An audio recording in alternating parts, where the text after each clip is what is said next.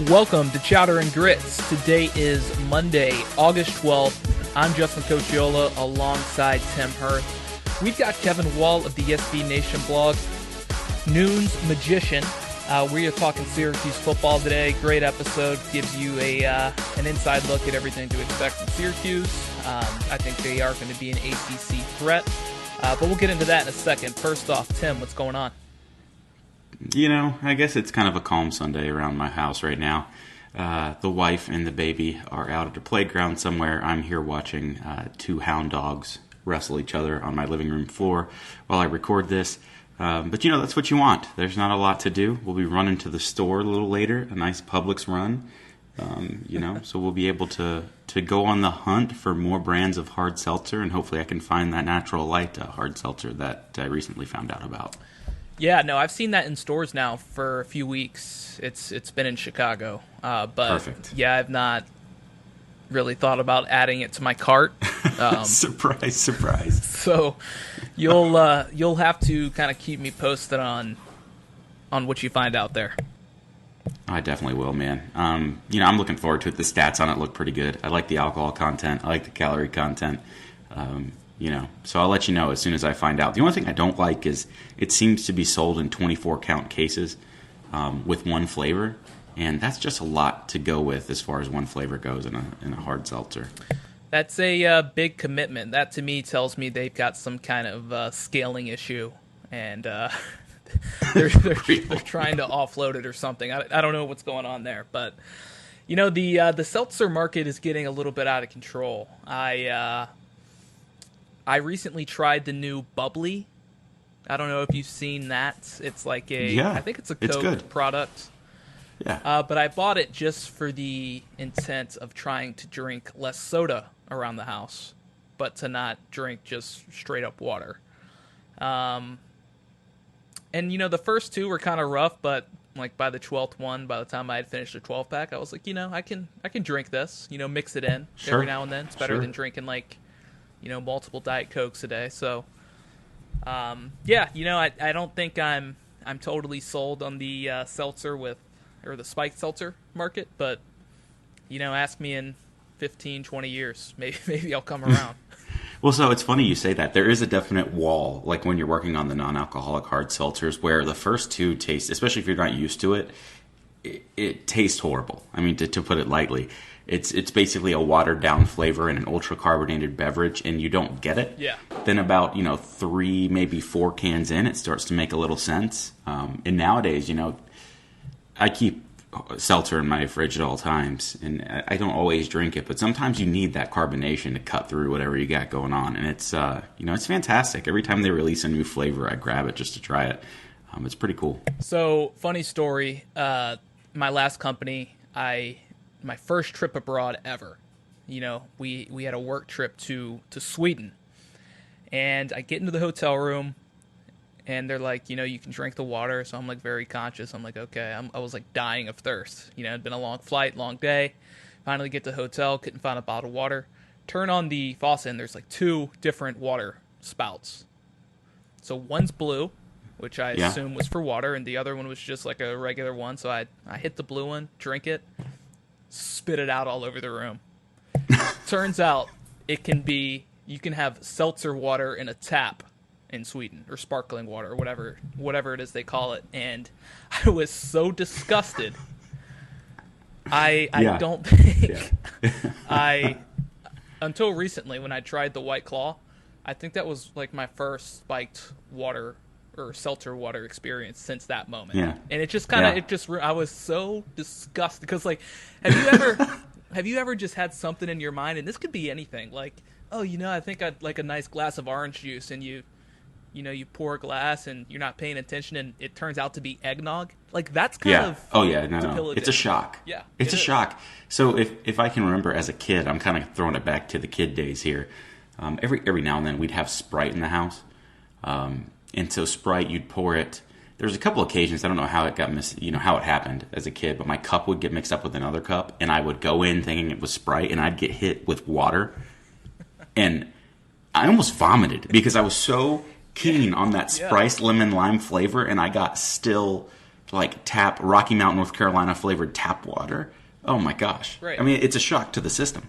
No, it is. And yeah, it kind of like harmed me mentally. And like, it's happened to me in airports before, like especially in foreign airports where reading the labels of bottled water gets extremely difficult because sparkling water is very popular in Europe.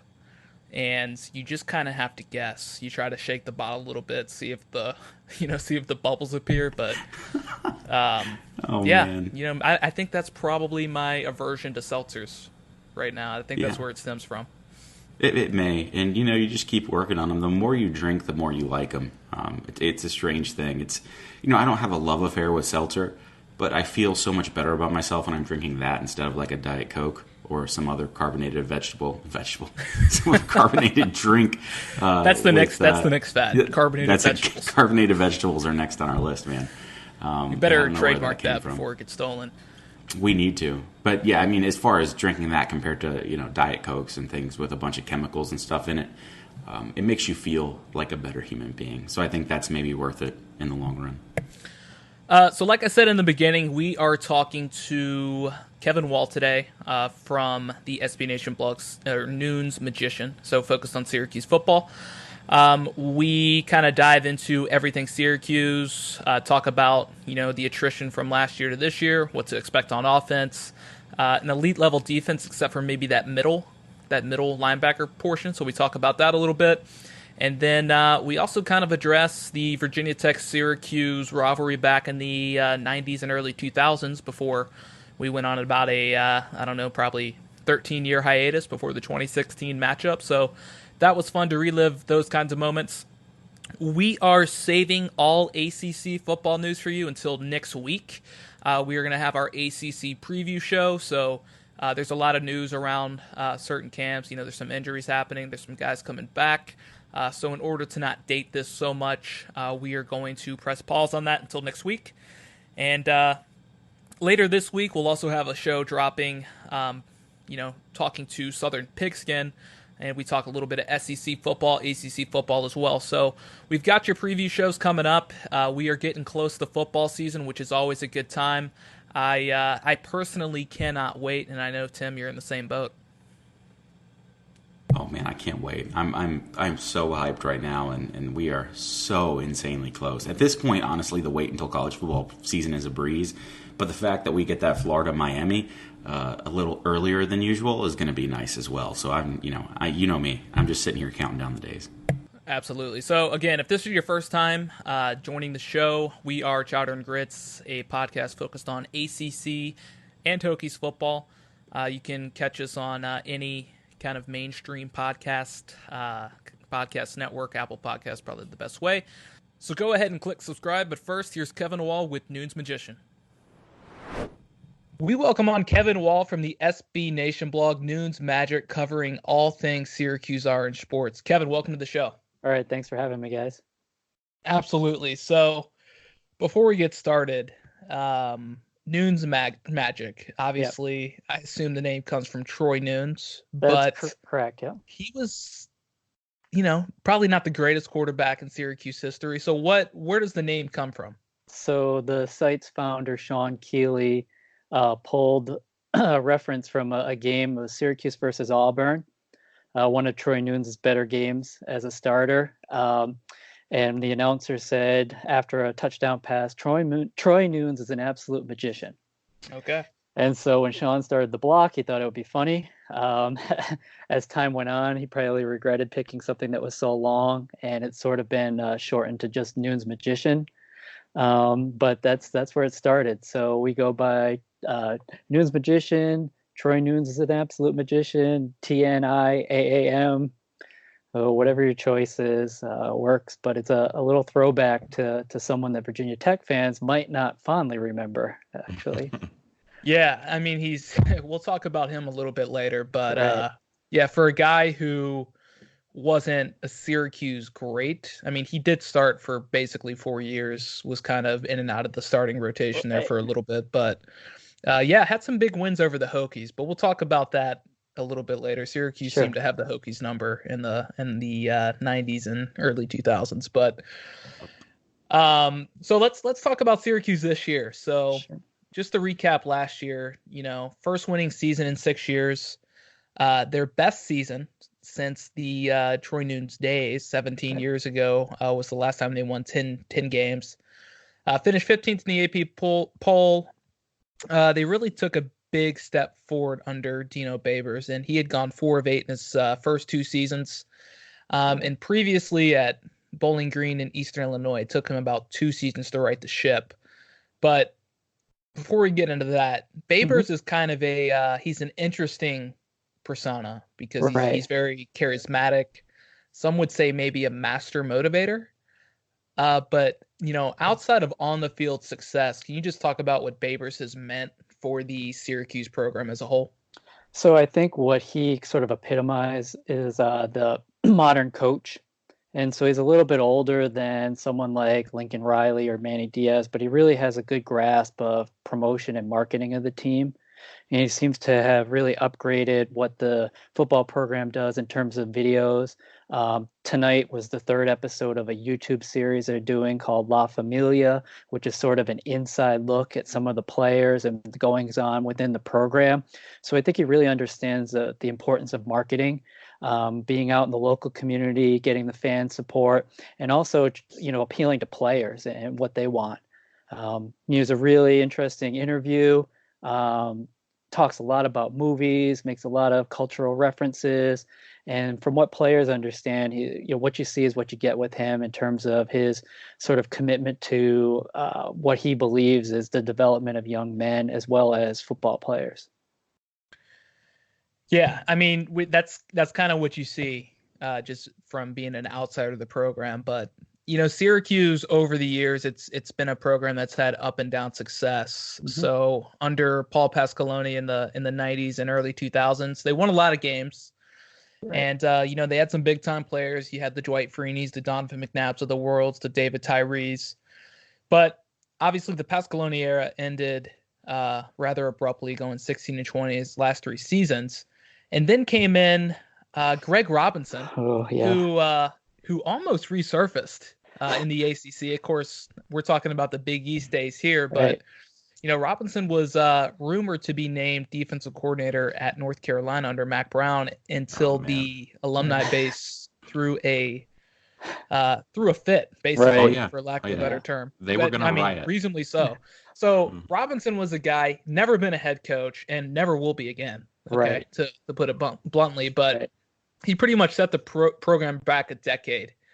And 2005, 2006, I think they had 4 wins combined, but those ended up being vacated. Right. But maybe just kind of talk about the Pasqualoni era and maybe why it took so long to get back to maybe that mid-90s success, just because that was pretty much the last time there was that 10-win season in the early part of the 2000s. Mm-hmm. That was the last time Syracuse was really kind of a threat. Right. So the Pasqualoni era, some of that, really the facilities started to catch up to Syracuse in terms of lack of. So the Dome's been obviously a nice place to play, but the turf was getting older. There wasn't an indoor practice facility. There wasn't a lot of money spent in terms of budgeting. And so I think the program became a little stale. As the first conference sort of realignment came and Syracuse thought they were going to be in the ACC, and then that didn't happen. I think financially staying in the Big East at that time was a problem and hurt. And so there was a lot of just kind of program sort of stagnated. And, Pasqualoni's overall record wasn't good, but he still had some talent and he still won some games. And so the team was just good enough, I think, to keep him around. And then when Darryl Gross came in from USC, actually Pasqualoni's last game was a bowl game. And Syracuse got absolutely demolished by Georgia Tech. And that ended up being where Gross pulled the plug on him. And so then when Robinson came in, was coming from Texas, where he had success with Mac Brown as that defensive coordinator. He had the Super Bowl rings, really nice guy, but no East Coast real connections. His thing was he had spent a little bit of time with the Jets, but as far as recruiting, he didn't have the inroads. And Syracuse is kind of a hard place to recruit to as well, right? Yeah, I think at that time, especially, because it was this switch from this Syracuse under Pasqualoni and George DeLeon were playing that sort of freeze option football. Hmm. And so you weren't recruiting, even though McNabb was successful, they got McNabb sort of, kind of lucked out that Illinois wasn't interested in him. And so, they kind of tweaked the offense around him a little bit, but, they were having trouble recruiting that sort of talent that people, that was really important. And the Northeast was sort of taking a step back in that recruiting base of New York and New Jersey and Pennsylvania. Syracuse lost some inroads, especially in New Jersey. As the Syracuse program was falling off, that's when, Greg Robinson and Greg Schiano were kind of overlapping, and the Rutgers program was emerging and Right. keeping a lot of that New Jersey talent at home instead of coming up north to Syracuse to play. So you mentioned facilities. Yeah. I mean, obviously the Carrier Dome isn't exactly a state-of-the-art facility, but Right. outside of the Carrier Dome, what have they done to address that, if they have? So I think maybe 5 years ago, they completed an indoor practice facility, the Ensley Athletic Center. And so now the team has an indoor facility to train year round, Which which is is important in Yeah, Syracuse. sure. That's a big right. deal. Because the Carrier Dome is obviously after football season ends, it becomes full time for basketball. And Hmm. so if football goes in there, you only have a half field to work on. And the cost of converting it constantly back and forth from football to basketball. And we not only have men's basketball, but women's basketball playing in the dome. And then when spring comes, men's and women's lacrosse is in there. So football, wasn't getting that full like 24/7 access that now they have. Now the indoor facilities a few steps outside of the football complex. And, it's just kind of the trend nationally. I mean, everybody's got an indoor facility for players to be working out almost full time. Yeah. So, really just kind of listening to Babers this offseason, it's felt like, there's been a major culture problem before he got there. I don't know if it was a Scott Schaefer issue or if it was just something that's kind of been there since Greg Robinson, but, he's a guy who, he's self-proclaimed likes to keep it loose, but then he'll go military on you very quick. Right. But, do you feel it's a little bit odd? There was one quote that stood out to me earlier this offseason to where Babers basically said he had to sell the administration on treating the football program like a winner. Yeah, Why is that? And do you think that's an issue? I think some of it was, just financial, being a private school and trying to run a self-supporting athletics department. And when you're not winning football games and not going to bowl games and not selling tickets, all of a sudden football is not generating the revenue that it needs to kind of invest back in your programs. And here basketball had been king, for a long time. With Jim Boeheim here and the, averaging over 20,000 fans and the revenue that they generate, I think they had carried a lot more weight in terms of facilities. Obviously, we had the Carmelo Anthony Center, which was built.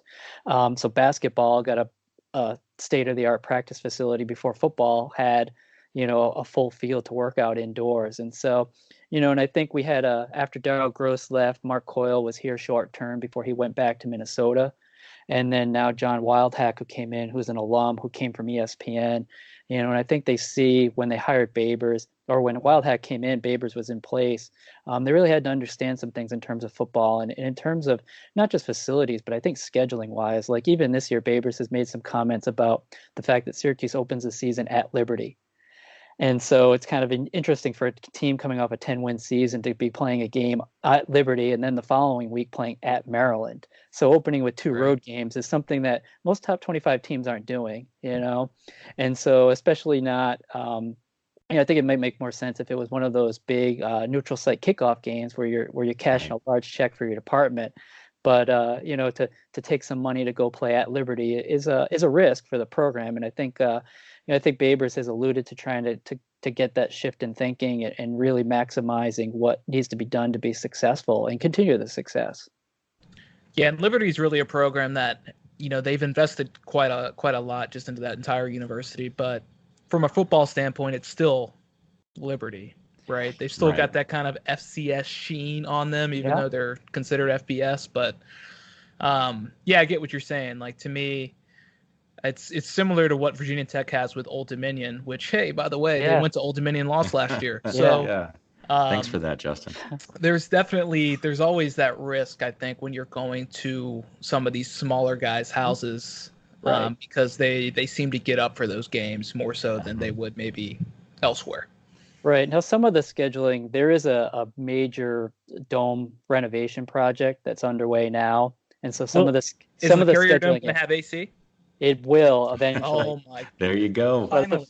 It's first finally thing it'll come have full is circle. the first thing it'll have is a new roof, which is not going to be air supported. And so with the new video board and sound, because they'll be able to do more things. And so we've actually got some work going on right now. So they are trying to schedule so that they maximize that time in the summer where construction can be done on the dome, which will be a big boost Yeah, for the that makes sense. Yeah. So, one other thing about Syracuse program as a whole. So, Babers is a guy. I'm not going to, he hasn't sustained success yet. Right. He's had, from a recruiting standpoint, they're not exactly banging down the door, but the guys that he's been able to kind of pick and develop into Right. legit threats, like Andre Sisco was the 73rd rated strong safety. Yeah. And boom, he's a All-American Mhm. in his freshman season. So he's been able to pluck guys and find them and develop them into the mold that is Syracuse football. But, Right.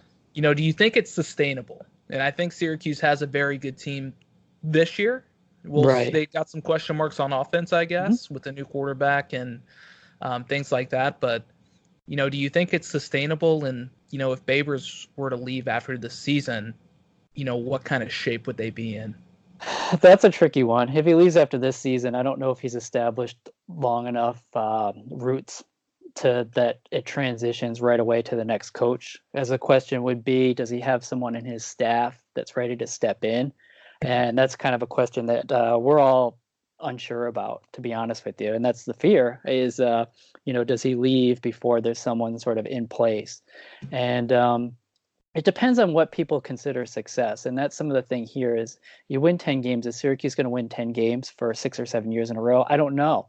But can Syracuse be consistently an 8-win team and, in bowl games? And I think so. And I think he can do that. And I think it's going to take some of those years to be able to make more of those recruiting inroads because they're still fighting an uphill battle. I mean, they were recruiting a 4-star receiver from Georgia who picked Georgia Tech.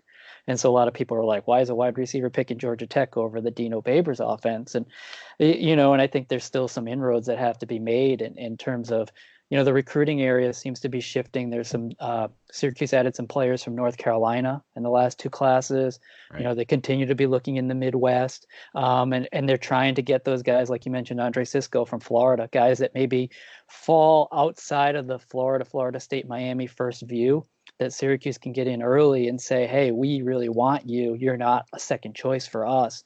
And, be able to hold off those schools as those players develop. So. Yeah, Yeah, that's a fair for sure. point. Logistically, that's got to be extremely difficult to not only establish recruiting bases outside of your regional area, but to sustain them, Right. especially with coach turnover the way that it is. It becomes, making those hires and being selective on who you're going after on your side, that regional stronghold, like an NC State would in the state of North Carolina, Virginia would in the state of Virginia, where those recruiting pools are a little deeper. So Yeah, there's just not the depth in New York State. And you're still competing with Penn State, Notre Dame, and some of these other programs still to get those top line players. So, right, that makes it difficult. But I think, in speaking to Justin's point, Syracuse has done a great job of identifying talent and developing it, and I think that's been huge, and that will continue to be huge for them if they do want to grow those roots that you spoke of. Right. So, the biggest question for Syracuse on offense this year is the quarterback position. So, Eric Dungey, we're a pro Eric Dungey podcast here. Yes, Big we fans. I basically became a fan of him in 2016 when they knocked off Virginia Tech, and I was like, who is this guy? He's a baller. Because he was just an absolute baller. And, maybe not like, the most talented guy, but athletic and made it work at the position. Right. A guy who I think can make it at the NFL if he finds the right spot. But, That was obviously a huge loss for Syracuse heading into this season, a season in which their defense is extremely strong. Mm-hmm. But it's not like they don't have anybody there to kind of take over the reins. They've got Right. Tommy DeVito, right? Four-star, former Elite 11 quarterback. What are you expecting out of him this year? I mean, that's the big question, and a lot of Syracuse fans share your concern, because Dungey he was a gamer, and so he's one of those guys that he'll come back 20 years from now and he'll never buy a drink in the city of Syracuse or a meal because he was just tough, but he never really fit what Babers wants to do on offense. A lot of the timing, the throws, he tucked and ran a lot, and so I think the Syracuse offense is going to look a little different, and so that.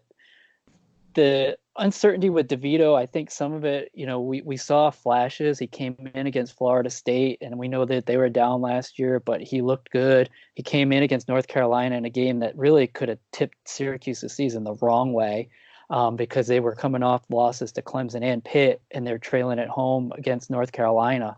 And so this season was about to go off the rails, and he came in and rallied the team in overtime win.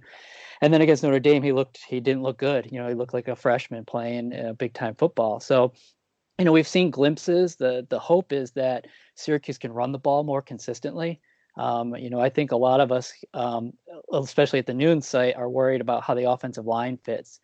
We've got a transfer, Ryan Alexander, a tackle from South Alabama, a grad transfer that just got to campus this summer. So there's some fluidity on the offensive line right now as they try to establish positions. But if Syracuse can get back to what Baylor did with being able to run between the tackles out of that spread, and DeVito seems to have developed a pretty good rapport with the receivers, and he throws a nice ball, and he might be a little bit more accurate than Dungey. So it'll be interesting to see how Babers adjust the offense to his talents. Will we see more of that sort of short timing routes, less quarterback runs, and what does that mean? Because let's face it, Syracuse last year actually played a lot of beamer ball. They weren't very efficient on offense. They used great special teams and opportunistic defense, and they didn't do well in the red zone. They weren't very efficient on offense, and so that's going to be a question, because a lot of times down near the goal line, it was Dungey was going to QB read, and he was going to keep the ball, and he was going to run over whoever he had to get to that end zone. And so DeVito's a different type of guy. He might be a little bit faster, but you don't want him playing that style. So that first game is going to be very curious for a lot of fans, because I think we're all kind of like, there's a lot of excitement here and a lot of hype going around about the team, but there's still that feeling from a great portion of the fan base of, is DeVito ready to take over and help replace what was lost with Dungey, which was a lot statistically. Yeah. And if DeVito is able to go a step above what you were able to get with Dungey, and really provide Dino what he's looking for in his Art Briles-esque system, spreading out the field, a lot of empty sets, quick releases, double slants, hitches, that's a nightmare for a defense when it's pulled off correctly, and it's absolutely exhausting. And the way that Syracuse especially uses the entire width of the football field gives me nightmares. I know when Virginia Tech plays them. Mm-hmm. So if you're talking about a guy that could actually fit what Dino wants to do to a further extent, that's a daunting proposition with that defense if they're able to pull it off. Right.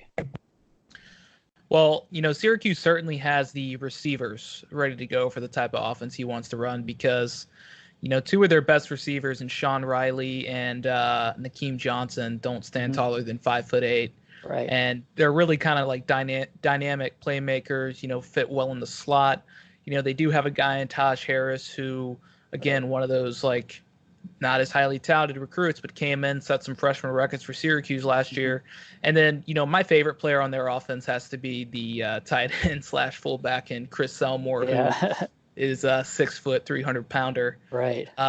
Just love seeing him on the field. So, what do you think from this receiving core? They've got, I don't know if size is going to be an issue, because it's college. You can kind of get away with that type of thing. But, outside of the three guys I mentioned, plus Chris Elmore, there's a little bit of an experience issue possibly. Yeah, so I think, Syracuse lost Jamal Custis, And so Custis followed Steve Ishmael, who followed Amba Edatawu, has taller receivers on the outside, and you talked about using the whole width of the field, and they pretty much ran fly routes and looking against single coverage where they could go up and make plays over smaller DBs. And so this year, Taj Harris will be on one side. And on the other side, we might see a Michigan State transfer, Tristan Jackson, who actually played in the bowl game against West Virginia. He's one of two transfers that Syracuse is looking to integrate into the offense this year. The other is Abdul Adams, a running back who came from Oklahoma. And so both guys scored in the bowl game win, took advantage of that new NCAA rule where because they had sat the regular season, they were eligible for the bowl game and scored touchdowns. And Adams had 2 on the ground and Jackson caught 1 in the air. And so Jackson and DeVito have developed a strong rapport last year through practice, with that second unit. And so we're kind of excited to see what Jackson might be able to do on the outside and kind of stepping into that role. So what about from the running back position? Mm-hmm. So, I mean, it sounds like Moe Neal's the guy, guy who's averaged over 5 carries, but not necessarily super dynamic, I guess, more of kind of a pounder. But they've got guys like Jawar Jordan, who's supposed to be, lightning fast, and Abdul Adams coming in from Oklahoma. What do you think about the running back spot? I think it's going to be a lot by committee. I think we talked about the tempo of the Babers offense, and he likes to run the ball, especially out of those sets, spread you wide and force the defense to decide, are they going to split the safeties out wide and help defend against those fly routes down the sidelines, or are they going to play close to the box? And, they want to get you where they can run and have guys miss. And Moe Neal will probably be the starter, senior, good receiver, good all around. It's interesting in the Babers offense, the running back actually calls protection in a lot of those sets. So, Neal's been got the most experience, so he'll probably handle the bulk of that. And then Adams, and you don't see a really good pass blocking running back in college football anymore. Not anymore. It's different, right? Because they're usually guys that are smaller and quicker, and that's kind of the focus. And so, Babers, with the one running back we lost, Dante Strickland, played a lot, and a lot of it was because he was helping with, to handle the protections. And so that's important for the Babers offense. And some of that helps with the tempo, because I think what's happening is the quarterbacks being able to look at the safeties and linebackers as their keys, whereas the running back can look at position in the lineman. And so with Moe Neal, you've got Abdul Adams, sophomore Jarvion Howard, who was another sort of kind of in between the tackles running back.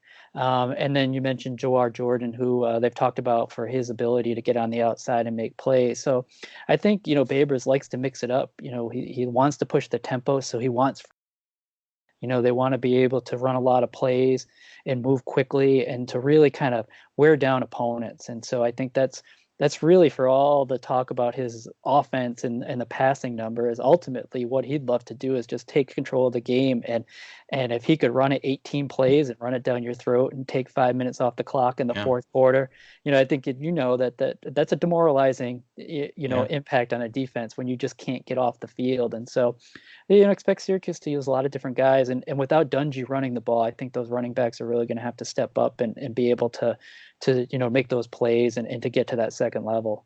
Sure. So that starts with the offensive line too, right? And this is an offensive line that's replacing 2 tackles. They've got a lot of freshmen who are big freshmen. Yeah. So you got to be excited about the size there. A couple of grad transfers coming in, but is that to me is probably maybe the most unknown group outside of quarterback. I mean, we'll give DeVito a benefit of the doubt, but as a unit, the offensive line might be a little bit of a concern this year. Yeah, I think on that side of the ball, that's the one that we're all kind of watching for, because you mentioned losing the tackles, and Aaron Cervais, who was the center last year, has started off out in tackle with the start of practice. And so Sam Heckel, who was hurt last year, is right now working as the starting center. And so I think the plan would be to be able to work with that, but they've got to stay healthy. And if Cervais has to go back inside, then you could be talking about young players, getting on the outside. There's a talk of a true freshman, Anthony Redd, possibly being at tackle, or a sophomore, Carlos Federello, who is a little bit smaller, who the coaching staff really like, but he's been working at some center too. So I think that's the piece that's got to come together, because the line's going to be important, especially with Dungey. A lot of the plays he was able to sort of freelance, and he made stuff happen on the run and out of the pocket, and with his ability to run the ball and throw. And DeVito seems to be more comfortable as a timing guy.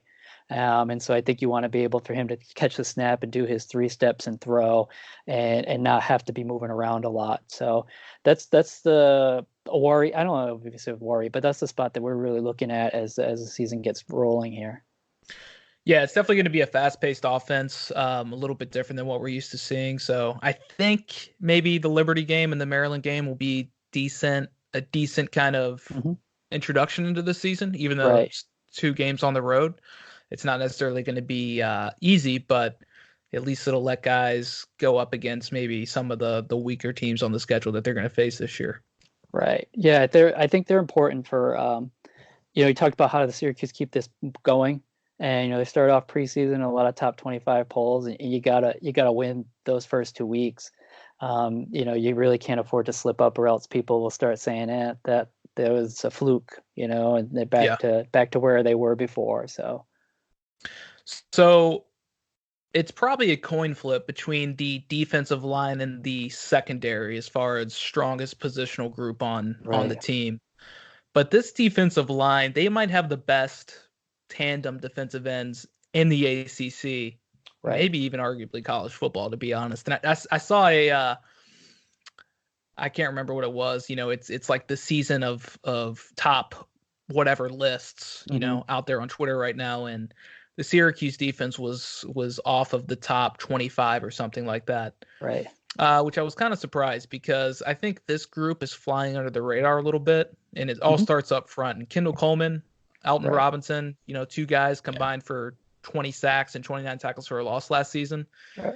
Do you think they pick up where they left off? And is there anybody on this defensive line unit that's really going to maybe step up and surprise us this year? So I think it would be some of the interior. So Syracuse lost Chris Slayton, who got drafted by the Giants, and who kind of controlled the line in the middle, helped free up those guys on the outside to be able to rush the passer and set the edge. And so Josh Black is a guy who's going to be, I think he started off as a DN, is going to slide inside and see a lot more action. You could possibly see Chris Elmore on that side of the ball, potentially. Love it. Yeah, I mean, so I think that's the kind of question is, can the interior defensive guys create enough havoc inside so that where teams can't focus on Robinson and Coleman? And then behind that, are the linebackers going to be able to make plays against the running game? So Syracuse created a lot of turnovers defensively last year, but they gave up a lot of big plays. And I think that's why in some of those rankings, they're sort of hurt, because the metrics didn't look great. And so with a deeper and more experienced secondary and those 2 guys on defensive end, if the middle of the field sort of on defense can hold up their end, you could be looking at something special on that side of the ball. Yeah, I think that's the question mark, right, is those linebackers, because there's not really any proven guy coming back in that group, and a bunch of JUCO players. So, how concerned are you about that positional group? I mean, it was a position of concern last year, and Ryan Guthrie and Keelan Whitner, who was a converted safety, really came on, especially at the end of the year. And Guthrie had a really strong season. They made a lot of plays. And so Andrew Armstrong is the most experienced guy, and he was more of a cover. So he played a lot of passing downs, and now he's going to be counted on to play a bigger role this year. There's a couple of freshmen, Michael Jones and Lee Pogba, who are highly touted, who came in the spring, who are pushing to get in up the depth chart. And we have an interesting player, Tyrell Richards, who's a Canadian player, and Syracuse has started to make some inroads in football in pulling players from north of the border here. They've got an offensive lineman too, right? Yeah, a couple of offensive linemen now, and picking up a couple of players for next year. And so Richards came on he's a linebacker, but he ended up playing as a backup defensive end last year and came on at the end of the year. And so he could be used in those rush situations. There's a possibility that you could see Robinson and Coleman on passing down slide inside. Getting back to sort of what the New York Giants did in the past, when they would slide Strahan and tuck around and really just have 4 pass rushers on those true passing downs and really get after the quarterback there. So a lot of people are watching to see how Richards emerges. Could he fill a linebacker / DN role? Yeah, so I think jumping to your secondary, you've got Andre Sisco, Right. who all ACC first team, led the country, or at least tied for the nation lead in interceptions, had 18 pass deflections. Are we expecting a repeat of that this year? I said he was an All-American. I assumed he was. Right. Yeah. But, outside of Cisco, too, we've got Evan Foster, who is expected to start at safety again as well. So, I mean, maybe just talk about this secondary and, is anybody going to be able to rush the football against Syracuse? Is anybody going to be able to throw? Like, how are they an offense going to have actual success? So I think teams are going to try and attack Syracuse with the run, to minimize those defensive ends and to avoid the secondary. So Cisco last year had the interceptions, but I think that the staff felt that there were a lot of plays he left out on the field. And, we talked about Babers and his personality at the ACC media day. He talked about Cisco, and he said he went down to Walmart and picked up some buys and tries, and they showed them pictures from the first day of practice, and he's absolutely like shredded, and I don't know how much he put on in terms of muscle from freshman to sophomore year, but now they're looking for him to be able to make tackles, take the right angles, and so maybe the interceptions go down, but he's a better overall player, and they're reducing the amount of big plays. Sure, and that's key, right? Because you got to reduce the amount of big plays. But what Syracuse was able to do last year, I think they were top 10 in turnover margin, was turn the ball over. Right.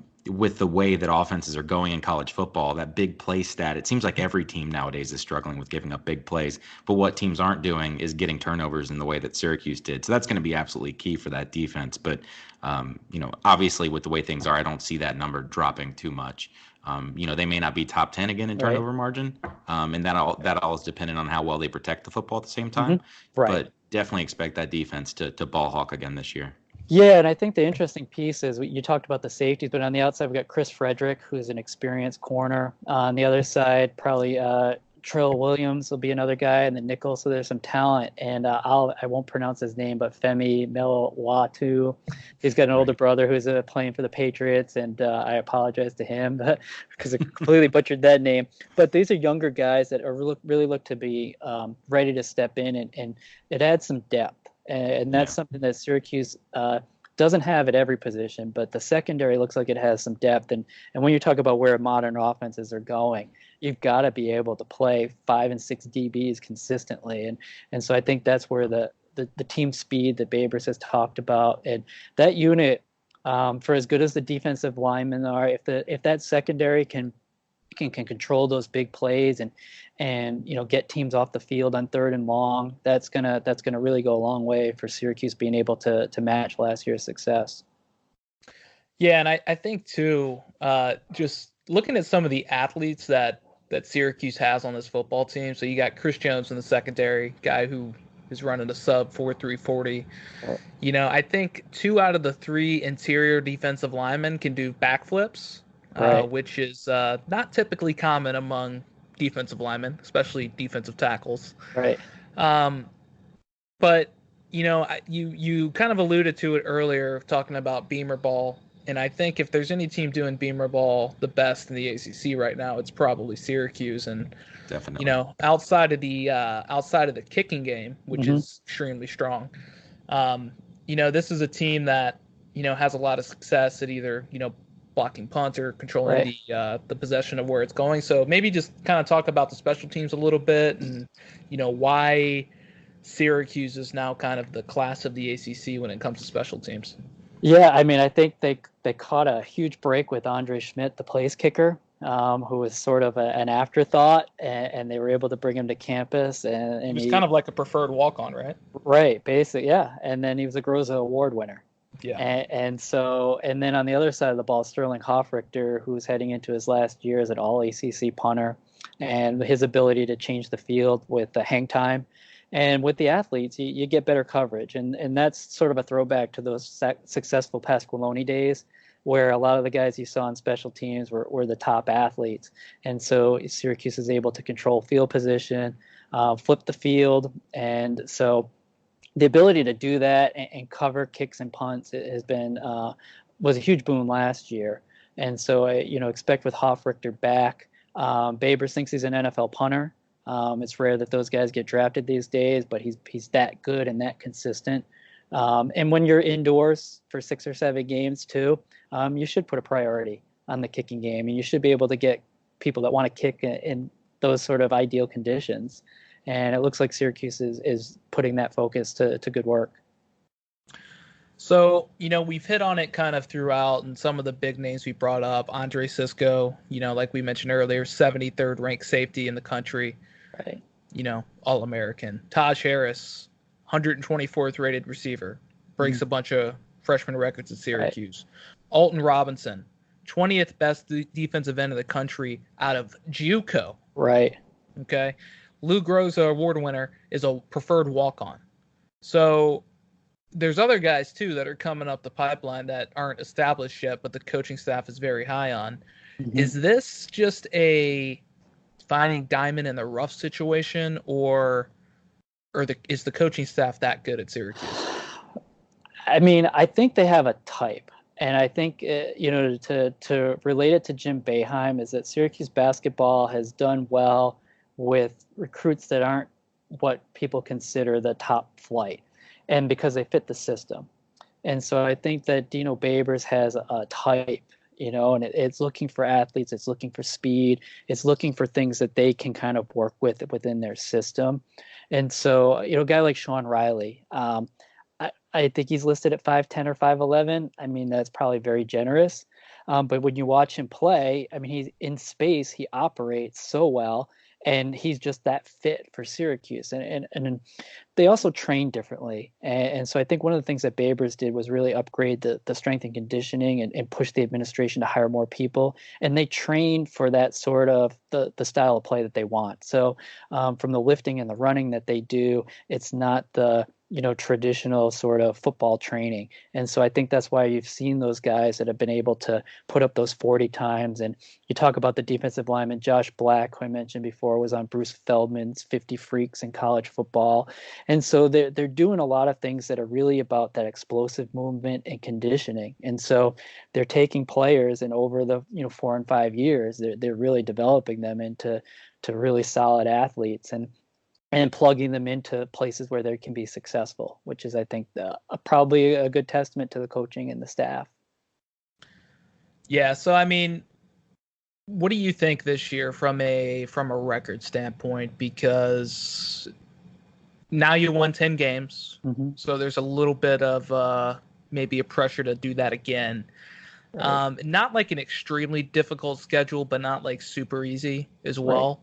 And some of your toughest games are in conference. So you got Clemson, obviously, but you're hosting them. And you've seemed to give Clemson problems over the years. At NC State could be tricky. At Florida State. And then Wake Forest, I think, is another team that has a chance to be really good this year. Yeah. So what do you think is a realistic shot or a reasonable barometer as far as a win-loss mark for the Orange? I mean, I think personally, you could see 8 wins and still have a successful season. I think that 10 is tough. As you mentioned, on paper right now, it doesn't look like a difficult schedule, but a lot of those sort of toss-up games are on the road. I think, a lot of people here are obviously focusing on the Clemson game, and there's a lot of excitement around that.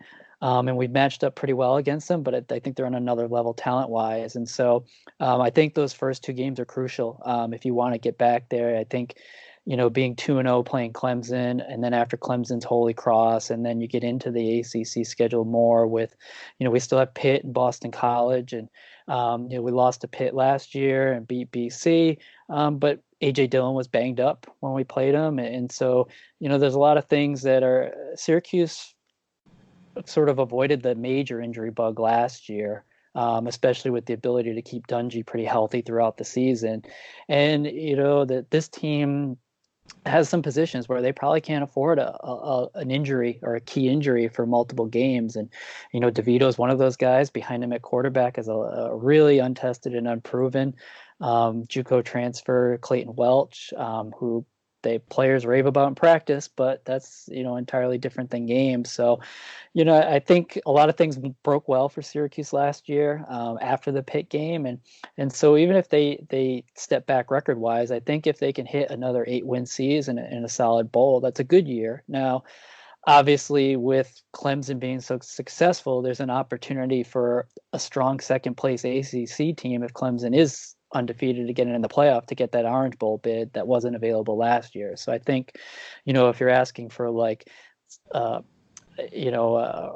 best scenario sort of thing that we'd be looking at, that would be, for Syracuse, if they can somehow get that 10 wins and find themselves in position to get that Orange Bowl and that New Year's Six Bowl, that would be a huge push for recruiting and establishing sort of that foundation that we're looking for. Yeah, I think it's a realistic shot. I think if you got to 10 wins and, that second loss wasn't to like Holy Cross, right. You've got a pretty good shot at that, what's it called now? It's not a BCS Bowl, but one of those, higher tier bowls. New Year's Six. New Year's Six. Yeah, whatever. Okay. So, before we get into Virginia Tech Syracuse, right. Who would you say is Syracuse's biggest rival in the ACC right now? I think a lot of people want to say Clemson. But it's Clemson. I think Pitt and BC have been traditionally. I think we're probably one more. If we had beaten Clemson last year, it would be a rival. If you beat them this year, then I think you become a rival, because then now you're a game that they're going to be circling on the schedule, and I think that's what it takes. I think, so it's tricky because traditionally it's Pitt BC. But the way the conference is structured, another successful season, and then you could be, sort of toe-to-toe with Clemson. Yeah, the BC thing makes a lot of sense. And I think Syracuse and BC are two programs that are very similar. And BC is probably looking at Syracuse right now with envy because they just haven't been able to put it together since, the late 2000s, basically, with the Matt Ryan era. So that's right. So let's go back in time a little bit. Yeah. So Syracuse, Virginia Tech, former Big East foes. Right. For anybody listening, that's not a that was just focused on the ACC their entire life. But Syracuse actually holds a 10-8 advantage, and until 2016, they hadn't met since Virginia Tech left the Big East for the ACC. But they met a lot during the 90s and early 2000s. We had the McNabb era for Syracuse and the Michael Vick era. But, there were some games that kind of really stood out. And I think the first big one that kind of came to mind was the game in 1996, where basically if Virginia Tech wins that game, they're probably in the national championship that year. Right. Or at least right there. Because that was their only regular season loss. Right. And it was a game where they came in on a 13-game winning streak, and they go up to Syracuse and get absolutely destroyed. Right. 52-21. McNabb had 163 yards on the ground. Syracuse rushed for 338 yards. That was Bud Foster's first year as defensive coordinator. Is that a game that kind of sticks out in your mind? And that was kind of the start of Syracuse. Syracuse was always the underdog in these games. Right. And they always played up, and I don't know if they caught the Hokies napping, but they caught them. Yeah, it was one of those series where it seemed like the home team really dominated. Yeah. And so that was one of those games that Syracuse just McNabb was just a really special player, and Syracuse had a lot of talent on defense as well. I don't remember it specifically, but guys like Donovan Darius and Keith Bullock were on those teams, and so there was a lot of NFL talent on both sides of the ball. And so I think a lot of that's overshadowed because those Syracuse teams always seem to stumble, especially early in the year. The McNabb era, they never really won as probably as much as they should have. And a lot of that was just September games where they just did not, get the job done. And by the time they rallied at the end of the year, they were further back than they should have been. Yeah. And it's funny you should mention that. 10-year-old Tim remembers a time in either late August or early September when his favorite team, the NC State Wolfpack, went to the Carrier Dome and beat a Donovan McNabb team on a 2-point conversion to Torrey Holt. Yes. That was one of Tim's favorite memories. And now I'm speaking in the third person for whatever reason. A painful memory for Syracuse fans, because that was one of those early season losses that plague sort of when we look back now and you're like, wow, how did they lose 4 games with Donovan McNabb and all these guys around him? But that was just how it worked. Right. And that was, the late, I guess the mid 90s weren't the greatest time for NC State fans either from a talent standpoint and a result standpoint. So that was one of the biggest wins for NC State in the 90s. And I remember that like it was yesterday. Great game. So another game similar to what Tim mentioned, but against the Hokies this time was 1998. The Catch. Yeah. Kind of reminded me a lot of the Boston College game in 2007, except this one was as time was expiring. A very iconic moment, at least during the McNabb era. Right. I don't know if it was the greatest moment in Syracuse history. It is a school with a national championship, albeit quite a while ago. But Hokies, again, highly favored in this game, ranked 16th, 7-1 coming in, and they end up with the unthinkable lob pass to end the game. Right.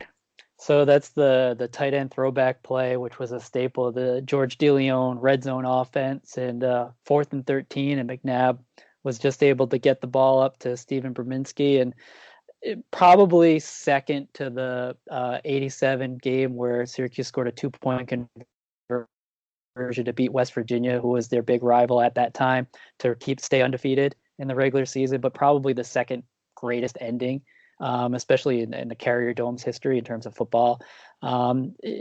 Probably one of the biggest moments, obviously, of McNabb's career at Syracuse, and one of the biggest moments in that rivalry in that time period was just a game that looked like Syracuse was lost. They kind of botched the third down play before that play. They're scrambling end of the game, and for McNabb to throw it up and Brzezinski to haul it in was just and get a big win over a ranked team was huge for the.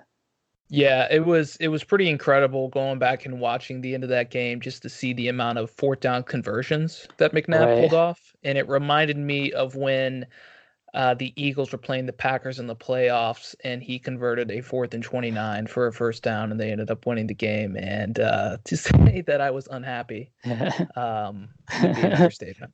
So. Another game that really stands out, there's 2 more that I have on here. We've got the Michael Vick, Dwight Freeney game. So that's a game in which Vick got sacked 8 times, was held very much in check, only had 75 yards rushing, 74 yards passing. Freeney had 4.5 sacks, and there was only a 1-point lead for the Hokies until Vick finally pulled off a 55-yard run for the touchdown to kind of seal the game. But that was the season where Virginia Tech's coming off a national championship appearance, but they could do nothing on offense in that one. I mean, from a standpoint of my Syracuse football watching career, Dwight Freeney was the most dominant Syracuse football player we've had. I mean, that team, we talked about Troy Nunes earlier. Troy Nunes and R.J. Anderson were their quarterbacks after McNabb. Really didn't do much offensively. There was some talent around Freeney, but he was just so destructive of a force on that defensive line. 4.5 sacks. He left the game. He got hurt that game, so he wasn't in towards the end. I mean, and he was rushing in Vick's face. And I mean, Michael Vick was such an amazing football player.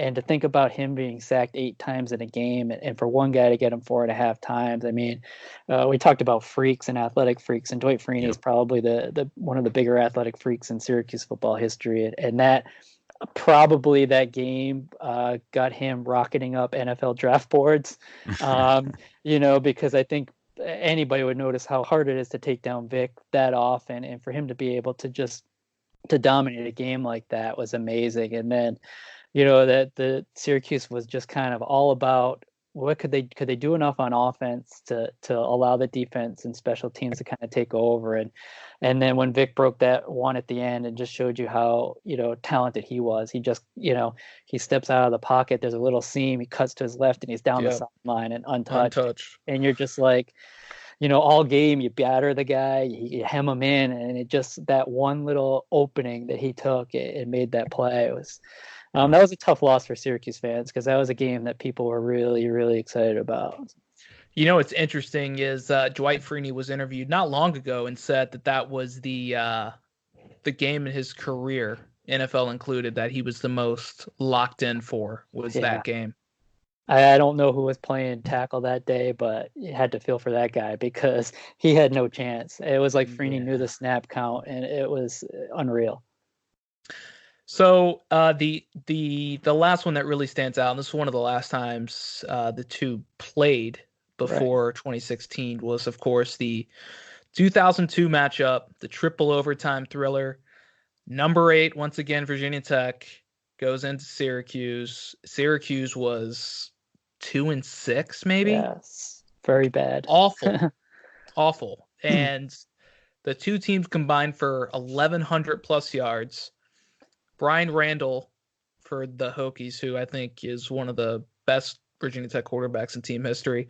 5 touchdown passes. Ernest Wilford had almost 300 yards receiving, 4 touchdowns. Troy Nunes, your boy, 400 yards passing. I mean, this was a game where, it wasn't just the Hokies' loss. It cost them the Big East title. It cost them a BCS appearance. And, I mean, they ended up losing to Syracuse, I think, the following week. Or not Syracuse, but Pitt. Right. But, I mean, this was just one of those seasons to where Virginia Tech started off so promising, and then all of a sudden you've got this triple overtime, just unthinkable loss to Syracuse, and then boom, you can't right the ship the following week. Your season is just completely wrecked. Not to dwell on Virginia Tech misery too much, but this was one that I remember and still feel.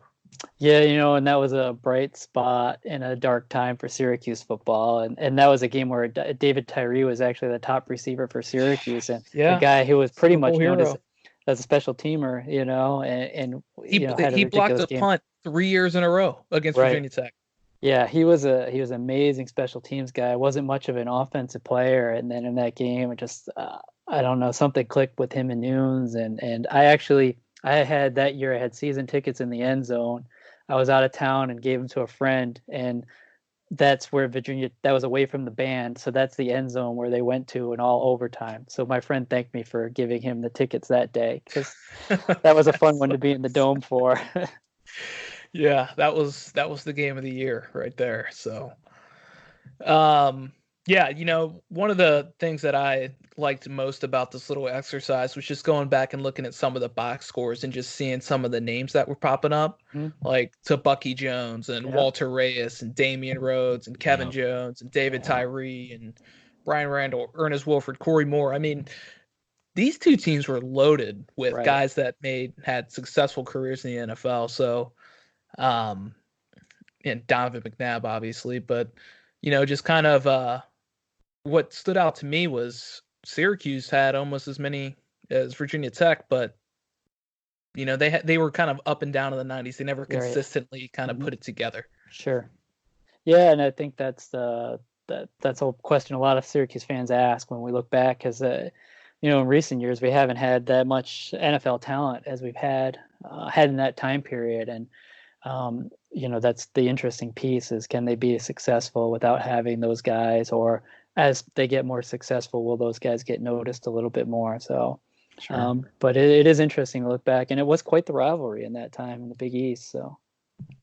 So something we like to do with all of our guests to wrap it up is a little rapid fire. All right. So I know you've probably been just dying to answer this question. I know you know it's coming. Thoughts on the name Chowder and Grits for an ACC podcast? Hey, well, coming from a place that's Troy Nunes is an absolute magician, I don't know that we're in any position to judge. There you go. So, but hey, man, it's memorable, when you see it pop up, it certainly stands out. So, which is good. You want to be unique. So is Syracuse known for chowder? No, not at all. I didn't think so. I mean, I'm assuming not grits either, though, right? Hot dogs? Salt potatoes and Hoffman. Salt potatoes. Yes, okay. Hoffman hot dogs and salt potatoes. That's what I thought. Okay. I was up in the Buffalo area, and there was some kind of special beef that everybody was talking about. Yvonne Wick. Yes. Yvonne Wick. That's a Buffalo thing. Yeah. Yeah, and it was winning. solid. It wasn't, the best thing I ever had, but it was good. Syracuse were salt potatoes. Okay. Interesting. Oh. So most memorable game in Syracuse history. Oh man, I think it's probably that '87 West Virginia game, and just for timing. Obviously, the national championship was '59, and so you're not going to have pulled many people who remember specific games there. But '87 was to be at home playing their rival, score a late touchdown to get within one, and have the coach, Dick McPherson and his players all go for two. And Don McPherson, who should have won the Heisman that year over Tim Brown, pitches to Michael Owens, brother of Billy Owens, a Syracuse basketball legend, and he goes untouched into the end zone, and the dome just erupts. And they go on to play Auburn in the Sugar Bowl, and Pat Dye chickens out and kicks a field goal late for a tie. But that was just such the week, and so that '87 game, I think that really kind of put Syracuse football sort of back in that national picture and help propel in that run in the '90s. So, true or false? Andre Sisco will lead the nation in interceptions. I'll say false, because I think he might take a step back in terms of the number, but I think overall he'll probably be a better overall defender this year. True or false? We'll look at Tommy DeVito at the end of the season and say, not only is that a great Syracuse name, but he's a top 3 ACC quarterback. Top 3. I'm going to go true on that. I'm going to go true. Yeah, I think he's behind Trevor Lawrence, and Bryce Perkins at Virginia has the sort of preseason kind of buzz, but I think he sure does. I think DeVito is gonna have a solid year. So what a great Syracuse name too. I mean, it's a good shout, DeVito. Justin. Yeah, Tommy DeVito. Perfect. I hope to see Danny at some of the games.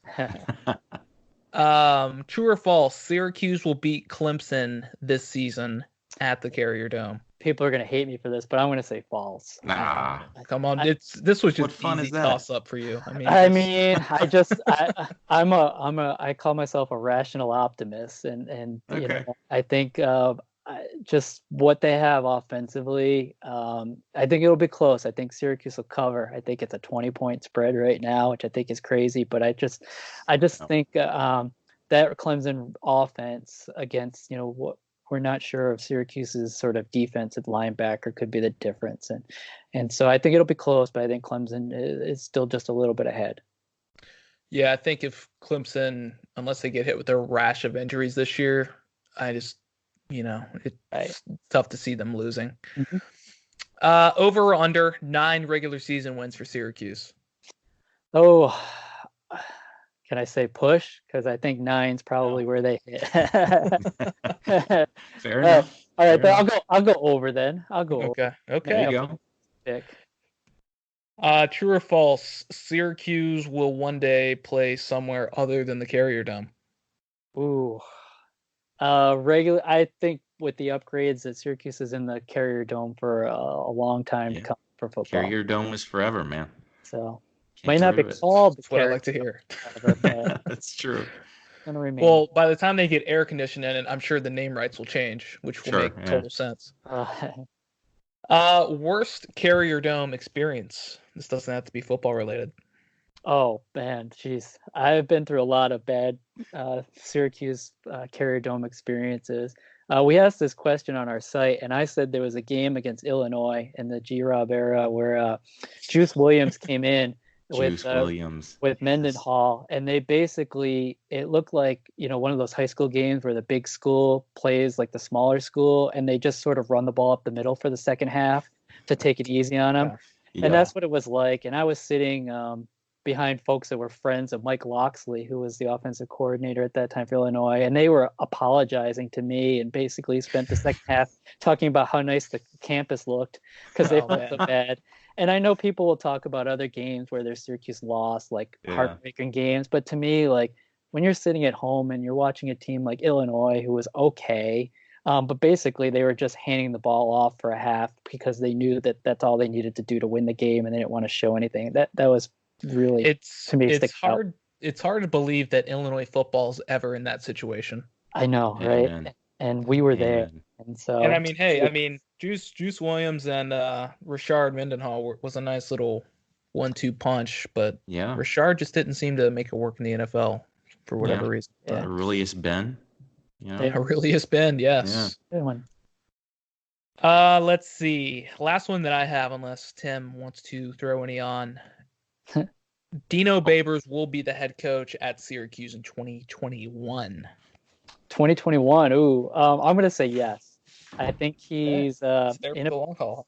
I think he's found a place where he can be successful. I think it's a place where he's going to be comfortable. And I also think the biggest threat to Syracuse was USC, and I think they're going to be Urban Meyer hunting this offseason. So I think we're going to have Babers for a few more years here. There you go. And Yeah, there's only one from me, and that's football. what's your quick top 3 on hot dog toppings? On hot dog toppings, well, I'm Yeah. a ketchup guy, so I'm going to say ketchup. Okay. Well, we don't do ketchup up in Okay. here. Yeah, in I'm Chicago. not sure I'm in That's agreement that's there, a but- no-go. Yeah, no one agrees with that. So, No. but there's a few of us up here. So ketchup, and then I'm a New Englander, so there's actually a hot dog salt. That's a sort of a New England state, like a celery salt that you put Okay. in your hot dog, Okay. and then I'll go with relish. Fair enough. I wasn't expecting any 3 of those, but look, I'll take it. Hey, You were close to the mustard chili coleslaw, which is the top 3. That's the holy trinity of hot dogs. that's So the holy trinity. All right. Yeah. But hot dog is such a Up to regional you. thing, right? it is. Yeah, I mean, Justin, you can speak to that. I went to Yeah. Chicago and got a Chicago dog. It was fantastic, but Mhm. man, is it loaded? That's a Right. hard thing logistically to eat correctly. Right. It is, and it's like what really throws me is not the little capers, but it's hard to eat a pickle on a Yeah. hot dog. Hot dog, yeah. Yeah. Right. It's a lot in the mouth. You Yeah. know, the slices. There's like half a tomato on that thing. You know, Yeah, The tomato, Chicago- you got the poppy seeds, you got the capers, you got The some sport onions, some peppers, relish. Yep. the neon green relish, which I think is fantastic. It's truly a sandwich. It Chicago is. hot dog is truly a And sandwich. it's a complete meal. It's like it's a salad sandwich hybrid. So we'll take it. Well, the Italian beef is what you got to go with up here in Chicago as well. I mean, that's kind of like if I'm going to Portillo's, which is like the fast food hot dog Italian beef place, I'm always straight for the Italian beef. So You just said like 4 things that didn't go together and just casually acted like they were meant to be together. But I'll take it. Yeah, Like the fast what? casual What do you hot mean? dog Italian Italian beef beef. establishment. I'm not sure I'd call it fast casual. Maybe it is. Not really. I need to go. I've gotten every time I've gone, and I've not been in Chicago many times. I think twice. But both times I went, people told me before I went up there I needed to go to Portillo's. Yeah, was their no, recommendation. I mean, if you're going to go to a fast food spot for hot dogs or Italian beef, I'd go there. I'd go to Al's Italian Beef. Or if you want to really kind of stray off the beaten path, there's a place in Elmwood Park called Johnny's Italian Beef. There you go. And Johnny's. that is, you walk in, you better know how to order because it's one of those places where you say Oh my wet, gosh. wet and hot. And like that's the order. It's like, okay, that's $4.55, and they You boom, gotta it's be done. careful. You got to make sure you're at Johnny's if you're going to be ordering anything wet and hot, man. Yeah. Exactly. But I get so much anxiety at those kind of restaurants. You know, where they've got some kind of subculture in the menu and everybody knows it, and you know, you stutter and then everything goes off the rails from there. And by the way, like Johnny, means business. He didn't say a word. He just kind of like looked me up and down. It was extremely intimidating. So Perfect. you go in there with the plan, you see Johnny, you freak out, playing The out guy the window. slinging the window. beef is intimidating as always. Good deal. Well, Yeah. Kevin, All right. we appreciate having you on, man. It was fantastic. Hey, thanks for having me. Good talking with you guys. Okay, thanks to Kevin with NunesMagician. I thought that was a great episode. Tim, what did you think? Man, I thought it was great. One, Kevin was a fantastic interview. Obviously, very knowledgeable about Syracuse football. But the main takeaway for me was really centered around the quarterback. I know it seems to be common, at least a common opinion of the average ACC sports fan nowadays that Syracuse is bound to drop off because Dungey is no longer the quarterback. And, I've even fallen into that trap some. As you know, we are basically a Dungey fan podcast here. But Dungey, not necessarily the most talented quarterback there ever was, but the guy was just all heart, all grit. Gamer, absolute gamer, gym rat, man. And it's going to be a shame to see him go. But, what they have coming in could potentially end up being better than Dungey and maybe a better fit for Babers' system, running his Art Briles light offense there in Syracuse. So that was my main takeaway was, hey, Syracuse is in a pretty good position next year. Kind of made me sort of rethink where I was going to put them before our preview show. But it was that along with the fact that it feels good to be talking about Syracuse in a positive way in football now.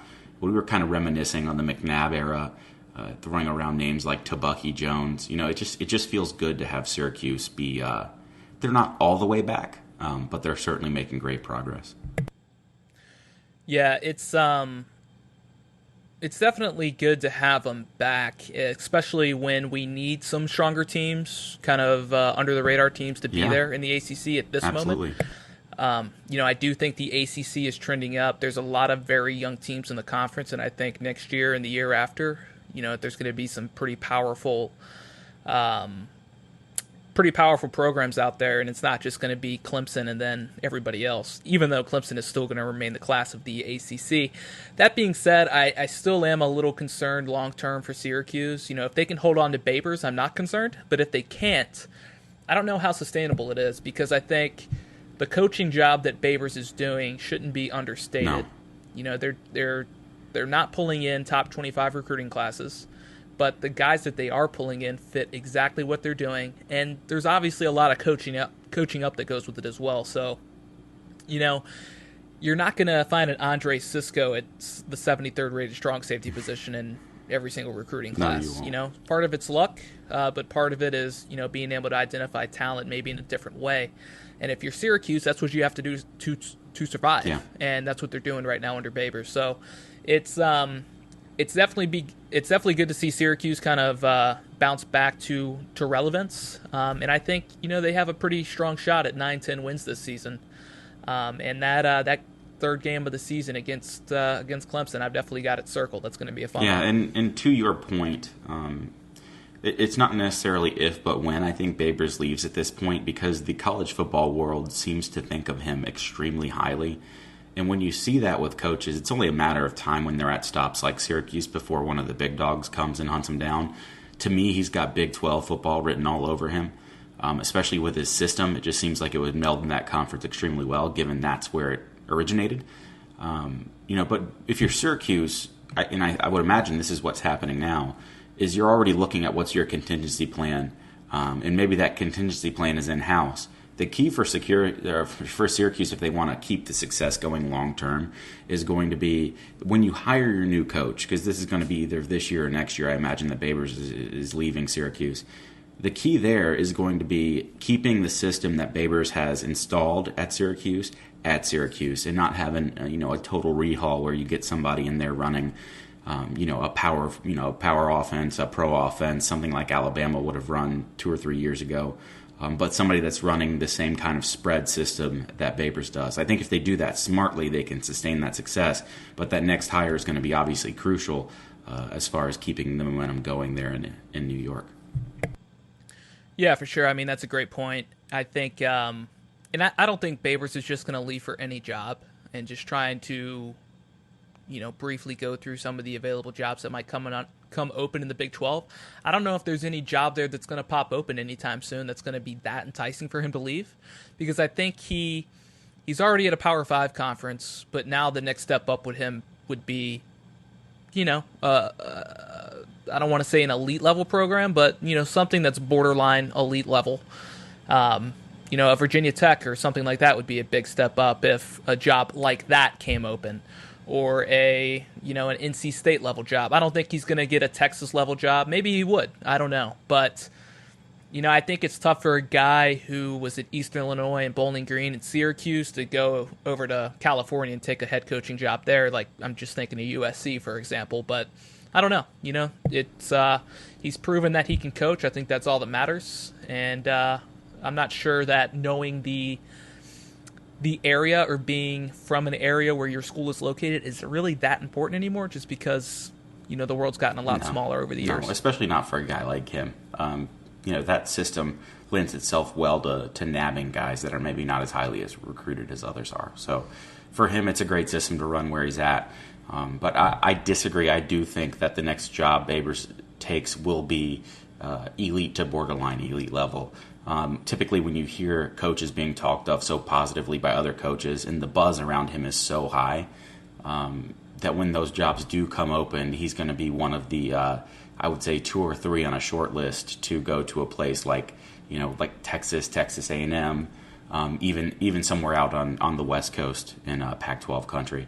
I think he is that good, and he runs a system that is so in vogue right now with everyone, that system alone will put him high up on the list of, I think, any athletic director looking to fill a vacancy. And maybe I'm wrong. I could totally be wrong, but he's definitely got a lot of buzz around him. And if he capitalizes with another 8 to 9 win season, I think that hype meter will be, way too high, and he will be hit with some job offers that he can't logically turn down.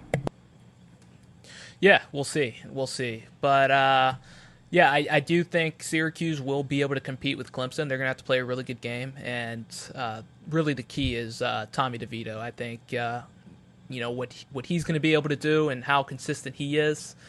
We're not expecting him to be Trevor Lawrence, but he's going to have to be a guy that can go and win games for them. I think defensively they're going to be okay, but Clemson's going to score points on you no matter how good your defense is. So that's going to be a fun one. I'm excited for it, but yeah, it's a few weeks away. And like I said, we're going to talk some ACC next week. We're going to bring you our Chowder and Grits full preview, so be sure to check that out. And then we've got Southern Pigskin. We're going to drop that on Thursday. The interview is done, so all you got to do is tune in and listen. It's guaranteed to be there. So, Tim, that's our show for today. Anything else you want to hit on before we wrap up? No, I think that's it. Just, appreciate you guys tuning in, and look forward to bringing you another interview this week. I think you guys will enjoy it. So, look forward to seeing you on the flip side. Yep, and remember, click, listen, subscribe. Go ahead and share our podcast. We've got some Chowder and Grits hats, too, by the way. So, here's a little promo code for you. If you tweet at us, Chowder and Grits is the best ACC podcast on planet Earth, maybe you'll be getting a free Chowder and Grits hat. I'm not sure. That's not a whole lot of work there, Justin. That's a pretty low bar of entry. It doesn't have to be verbatim, but just tweet us a reply. Let us know how we're doing, and then you can obviously review us on Apple Podcast or any of your favorite podcast streaming networks. So that's our show for today. Join us on Thursday, and we are talking SEC and ACC football. See you guys later.